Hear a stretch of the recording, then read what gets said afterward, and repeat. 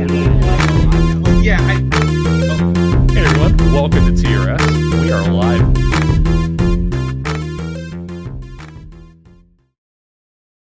You touched on something about your husband at the time, but you do have a second husband on your show. Oh, yeah. And before we dive right into the show, and we have a lot of questions around that, I did want to ask: do you and your real life husband ever joke about your other husband? Well, my other husband would never say that to me. I don't know because you're referring to Ned, Work husband thing, but yeah. Florence, right? They're such different people than myself and my husband, right? So I don't think so. Okay.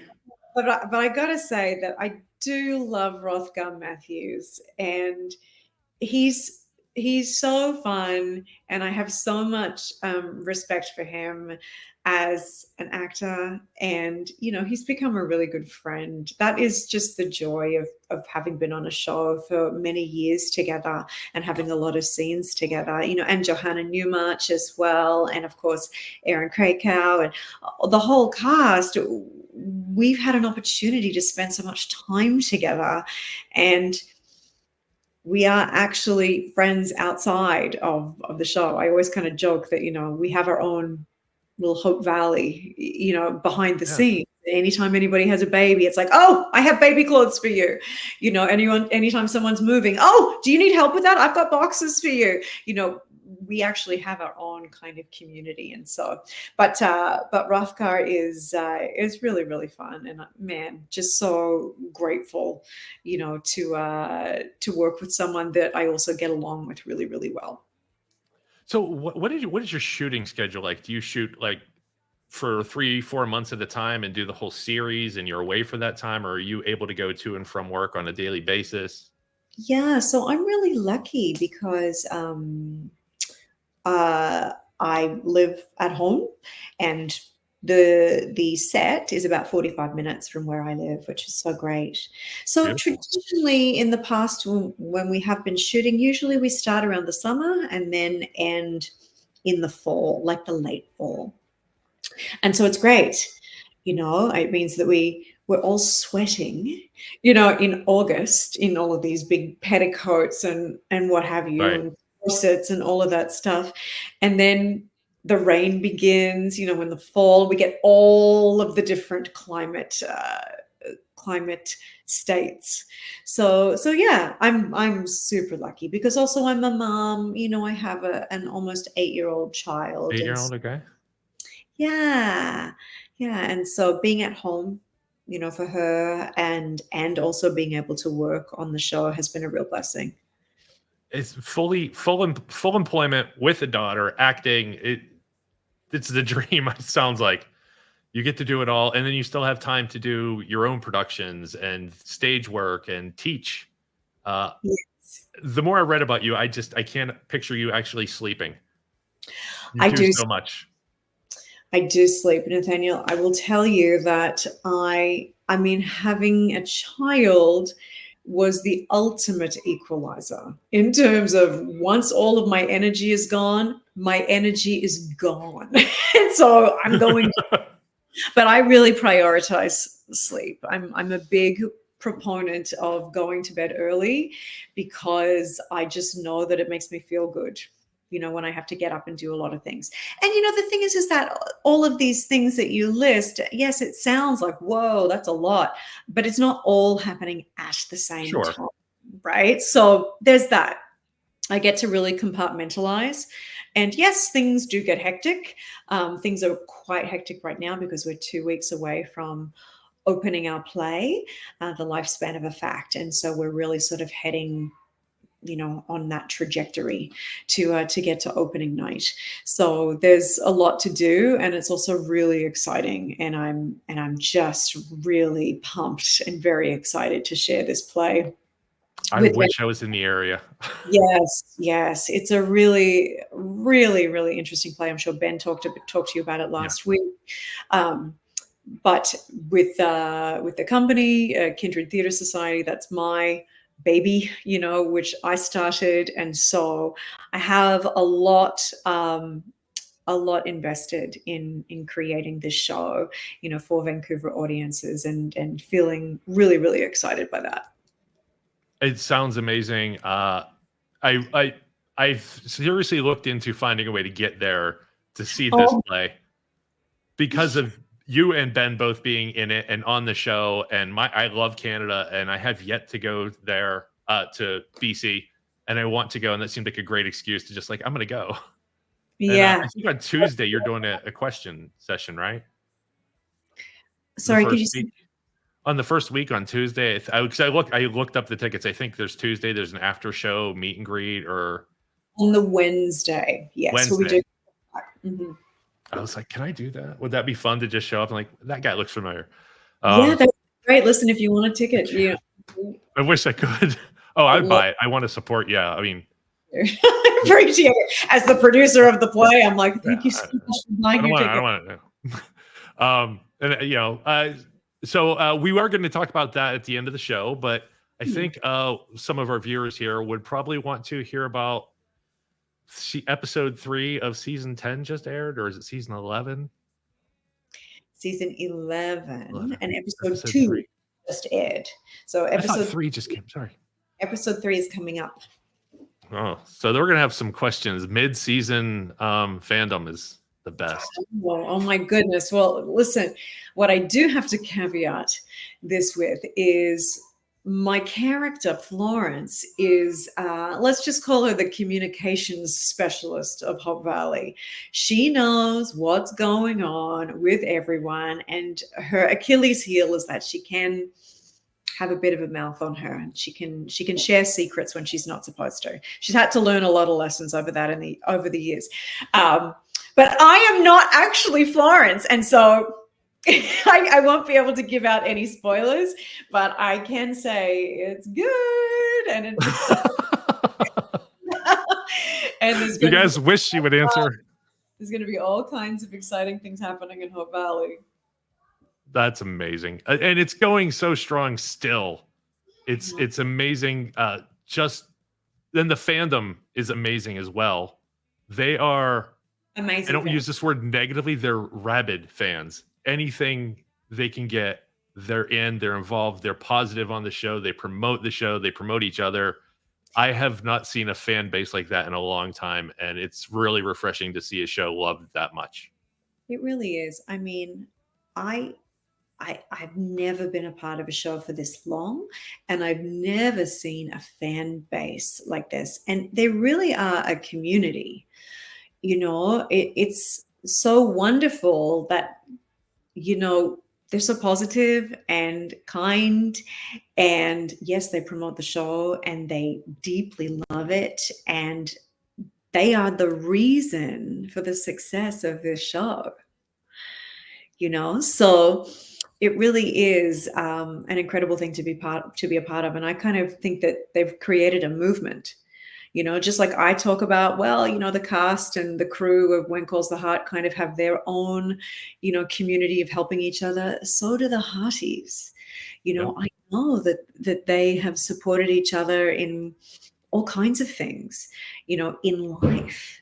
And so really it's a very special thing, and man, I'm so grateful to be a part of it. And I even see that the producers find ways to give back with the reunions, the family reunion stuff. There's a lot involved in doing stuff like that, and for there to be an acknowledgement and welcome, the fans can tour the set. They're welcome to. You have to. You can't just walk on set. If you're interested, there are events that you could sign up for and be a member of. But that's no other TV shows that I know of do that. Yeah, it's a pretty incredible thing, and so heartwarming and so lovely to attend those events and be able to actually connect with some of the fans in person and talk to them. And yes, they can come and visit the set. They get to have the full, When Calls the Heart experience. And so, yeah, it's great. And 11 seasons. I can't even believe it. You know, it's been such a blessing in my life. It's a fairly rare thing nowadays too to have something of That's quality even last that long. right. So it's amazing, it's an incredible accomplishment for everyone involved. Yeah. And I I feel that. I think we feel that very much. You know, sometimes we'll be talking to, you know, each other while in between takes or we're waiting. And it's like, you guys, like, look around. One day when this is all over, I think we're all going to sort of look back and go, that was really incredible. Like, I think absolutely you will. what a thing to be a part of. How amazing. Let's remind ourselves of that now. You know, I love that, don't and I take it. actually It's so special. Like, we're so, so lucky. I recommend that people do that a lot, and in fact, every Christmas, I have a lot of people over, and there's one point and nobody sees me do it, I just stand back, and I just take a snapshot of the room. Like, this will never happen again. Somebody might not even be alive next year who's here now. Somebody might move away. Things change, and this right now is very special, so take it in, and I do it in workplaces, I do it on vacation. There's just a moment where I just stand and go, "This is amazing, this is here, enjoy it." So, I'm glad you guys get to do that too, and Yeah. one question I did have was, at what point, when you were starting to work on the show, did you realize that this was going to be something different? I think it was probably, you know, I think it was a slow burn, you know, because we did season one, and that's really when the Hearties came out and were like, oh my gosh, have you seen this new show, When Calls the Heart? And because Twitter is a place, you know, or X, whatever it's called now, is a place where you can get real time feedback. You know, people are Right. tweeting you, and it's all of a sudden I was like, oh, what is happening? You know, so we knew that there was something there. And then I knew for myself that the show had really gone sort of far and wide when I had childhood friends from Australia send me Facebook messages saying, oh my goodness, we've been watching When Calls the Heart. Congratulations, we're loving the show. And I just thought, wow, this thing is going global. You know, people Yeah. who I haven't heard from in, you know, 25 years or whatever are coming out of the woodwork and going, hey, wow, that's so cool. And so, yeah, over the seasons, it just really, I think also meeting the fans. We did that first Hearties family reunion, and I remember it must have been in 2015. So we were a few seasons in, and I was secretly pregnant at the time, and that's why I remember that, because I was trying not to throw up because I had morning sickness, which was all day sickness, Oh, right? And I yeah. was like, but as I said to my husband, I'm wearing this sweater. Can you tell I'm pregnant? You know, and he was like, ah. And I was like, oh no, like I didn't want to get busted, you know, these things, because it was early and I wanted to keep my privacy and people didn't know about it yet. And so that's why I remember the timeline so specifically. But I think when we started to meet those fans en masse, it was like, wow, this is something. This really is a movement. There's something about this show that is resonating, and millions of people are tuning in and keeping us on the air. And so actually having some face to face with people, and then all of the social media stuff, I started to kind of go, oh, there's something about this that is really resonant for people. And ultimately, I think Yeah. that everybody wants to live in a community or in a place where people care about you. And it's a fairly positive show. I think that's the thing. It has Christian values that a lot of people can identify with. It's positive. It's not. There's a lot of ways to describe it, and I'm sure people will do a much better job than me. But there's something that's just not on a lot of channels. Is what this is doing. So Yeah. if you're not into the big sci-fi, if you're not into the big hero stories, you want to have real people having real human talk. I mean, it's TV, But I think you can identify with characters a lot better without all the other stuff in the way. And I think people want that, and they want people they can identify with. Yes. And I think, being a woman on the show, and really that's what attracted me to this show, because when I read those initial audition sides, I really, had it in my mind that I wanted to do a show that was about the power of female friendships, like the sisterhood of how supportive and loving, and how your girlfriends have your back. And I just thought, my goodness, this is like the quintessential version of this. At the beginning of this series, all the men were gone, and it was the women who had gone through tragedy and who were having to pick each other up and raise their kids and keep going. And Elizabeth Thatcher, who's the lead in our show, played by Erin Krakow, she comes to town and sees, the massive obstacles that are in front of her, in helping everybody. And so I was very, very attracted to that. And yeah, it's wonderful to sort of talk with women on social media and go, oh my gosh, I'm such a Florence, or I know a Florence, or, like, oh, we all know a Florence. We all know a Florence, right? It's like, well, her heart's in the right place, but she's also kind of a pain in the neck at times, isn't she?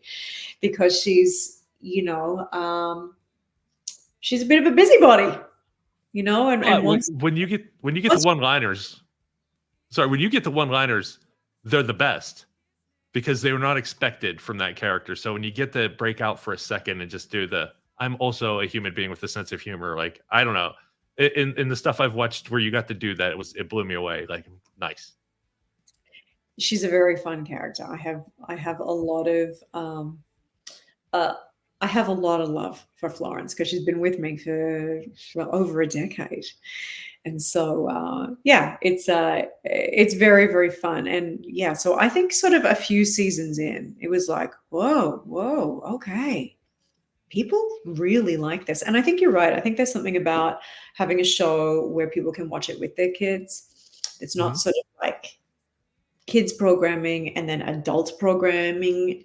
This is a show that, as much as sometimes obstacles and problems come up for these characters, there's nothing violent or too adult that's going to get in the way of people being like, oh no, I don't want my kid exposed to that. So you don't worry about a long discussion afterwards. No. Yeah. And so I think that there's really a place for that. And I think people are longing for that. And goodness, the world is kind of a scary place. There's a lot of things in the world that are so deeply out of our control. And so having somewhere to tune in, not everybody wants to be traumatized by their entertainment. Some people really love to get scared. They love to be scared, or they love to feel the intensity of really like full on things that are happening in front of them. And not everybody wants that experience. And I think that this show, it's not all completely Pollyanna. Like, there's romance and there's drama and there's adventure and there's comedy, and there's a lot of different elements to it. There are, characters, there are scenes, there are storylines that have just been so heartbreaking. But I guess we don't leave our audience heartbroken. There's a resolution. There's always hope. There's always hope. And sometimes that hope is just in the community, in just saying, I know that you're going through something, but you are not alone in what you're going through. I'm here for you. I've got your back. Yeah. And I think we just all want that. I think that's why it works. It speaks to that people need right now, especially. Yes, absolutely. We're living in a world that is so digital. Everybody's on their phones, and there's all kinds of things happening that make us question, is that real? Is that not real? Oh my goodness, what's going on in the news? And so having a place where people feel connected to each other is, I think, very, very valuable. And when close to heart, I think those characters are really connected to each other. And yes. as an extension of that, the fans are connected to, right? And their fans are connected to us and to each other. To each other. Definitely, that's one thing I really took away. I read a long article of somebody who did a reunion day, and just the story that she told of meeting people. Of she was there alone, and I walked away just like, this is something special. This is something amazing that people are just. I know it's been out now 11 seasons. That more and more are still coming to it, and it's not going to stop. It's going to continue to grow. No matter what, the audience will continue to grow on this. Just we seem to keep gathering up more fans, and people who over all of the the shutdowns and what have you, people found When Calls the Heart and we're binging it, Yep. and I was getting more messages. Hey, I just found When Calls the Heart. So yeah, there is something about it that does resonate for people, and of course, when you have millions of people who like a show, people have different opinions too, right? Oh yeah, yeah, of course, and We and can they're all. please everybody. You never will. No, That's boring. truth of it, right? Is just that there's never going to be pleasing everybody. If you But could please somebody, it would be the most boring thing ever. yeah, maybe you're right. And then they complain it was boring. Uh, your character Florence is reserved in a lot of ways. Correct me if I'm wrong. Hmm. But you, in talking with you wear your emotions up front. You wear Yeah. your joy. How do you get prepared to play Florence? I will say that Florence, yeah, she is. I mean, she's very rule bound. I think that makes her feel safe, knowing what the etiquette is, knowing what the rules are, knowing what the rules of society are, being an upstanding member of the community in Hope Valley, and in her and Ned being, very yes, upstanding citizens. That if they gossip or if they talk about people, it's only because we're trying to maintain a certain level of decorum within Hope Valley. But I will say I'm one of the only characters that still wears a corset. Myself and I think Pascal, who plays Rosemary, she still wears one. And even though we're in the 1920s now, and the costume designer, Barbara Gregosa, she will always say, okay, do you want to wear the corset? And I'll be like, it's such a part of the character, because as soon as I put it on, it's like, it kind of puts me in this very sort of restrained kind of proper place. Yes. It does some of the work for me, which is great. Which is great. Does the corset inform your physical movements, or is that your ballet training that you've given to the character? It's probably a bit of both, but I think the corset really is holding it all together, Because your movements seem practiced and intentional in that character, and I just, it struck me immediately. Wait, she's done a lot of ballet. Is this a ballet move that like not a move necessarily, but the control that you have to do ballet seems even in your hands sometimes when I watch you. Yeah, I don't know. If it is, it's subconscious. Okay.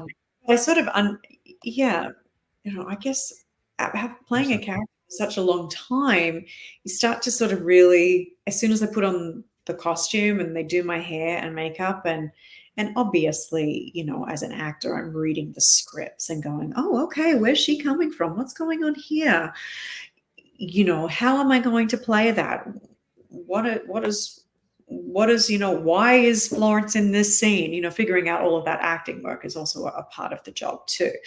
But yeah, she's been with me for such a long time, and and I think at first I was a bit in denial of my similarities to Florence, because she, originally she was written as very tough, very forthright, very plain spoken. Right.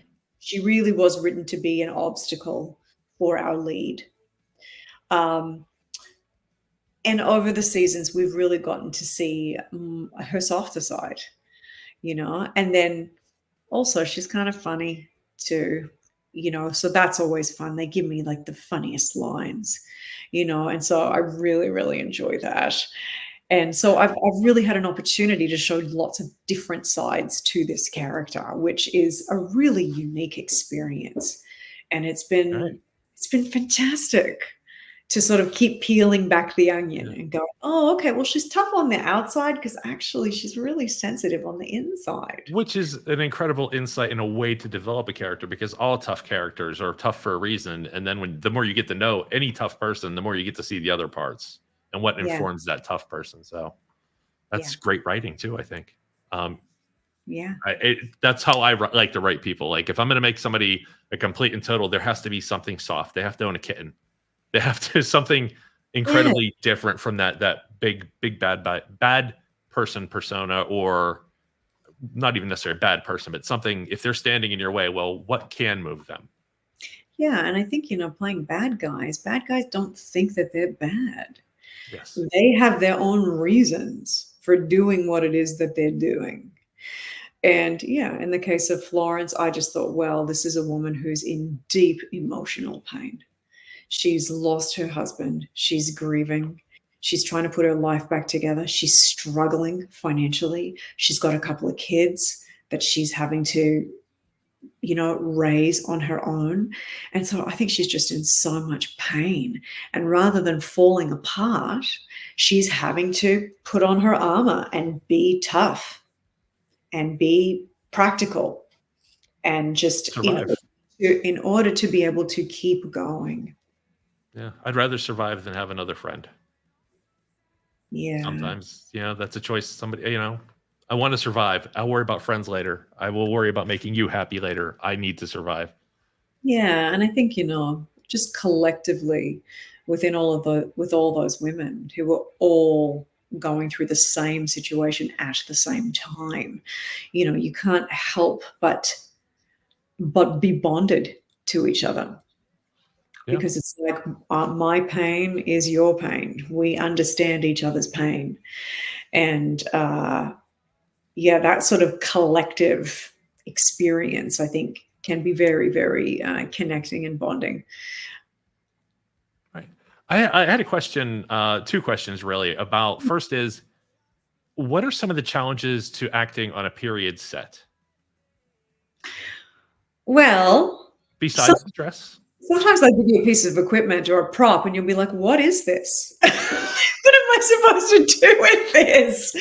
I'm the telephone operator, so I had to work out how to use like the telephone Did thing. they And train you the way it's supposed to be used, or you well, just Kayla Wallace, who has been on the show, I think since season 6, maybe, I can't remember, but she originally came to Hope Valley as the telephone operator, so she figured out what to do, and then she taught me how to do okay? it. Then she hired Florence as a backup, as another telephone operator. So sometimes things like that will come up. um, but what else? I don't know. Like within this world, because we've been doing it for such a long time, um, we just sort of buy in. Okay, this is how we walk. This is how we talk. This is how we deal with our teacups. We just kind of buy in Okay. and deal with it because it's not new anymore. I think, way back at the beginning, we probably had more questions about, well, how do we Why would speak? I? How do we hold ourselves? What would be appropriate, for women in this time period, to express themselves? But also, with that said, this show is deeply feminist. Women have always had a voice in Hope Valley. They've always been a force. They've always had ideas and forward moving trajectory to make things happen. And it's always been a very democratic place, where women get a say. And so, yeah, in some ways, things may not be as exactly as they were in that time period, but I think it's an evolution for the better. So I had a question about how you deal with fans who have a problem with anachronisms, like that want to point out they didn't have Phillips head screws at that time, especially in Canada. Oh yeah. Do you just say, "Well, it's a TV show," and walk on, or do you try to answer it, or just say, "Talk to the director"? Something's going to get through, right? Like something's going to happen, perhaps. I don't know. Did people say okay back then? I'm not sure. Um, yeah, I don't know. I think that we have to have a little bit of perspective and go, okay, well, it is a TV show. There's a lot of people involved in making this Right. TV show, and maybe something is going to pop up in which we go, oh, that may not be completely authentic to the time. And sorry. Well, this is Sorry. not a history channel. And Yeah. a history channel doesn't get it right. So, Yeah, it's not completely accurate. It's not completely historically accurate, as the fans will attest to, but it is accurate to the identity of what Wen calls the heart is. love it. I love it. Are the clothes comfortable? Do the dresses have pockets? No, no, and no. Okay. Shoes are pretty good. Some of the ladies in their shoes, I'm like, oh my goodness. Who are you? You know what? I'm pretty good because I'm used to it. The corset, it does, if it's after lunch and it's a long, long day, then I'll start to really feel the corset. I'm like, oh my gosh, okay, I'm really starting to feel like this is uncomfortable. But it's also my choice, to wear it. So I just think it makes the clothes look beautiful. I think our costume designer just does an extraordinary job with all of the wardrobe. And so that really counts. And then also it's just so of the character. Florence is going to be the last one to give it up. And it helps me so much as the actor, is to be like, whoop, I'm up. okay, great. I know who I am.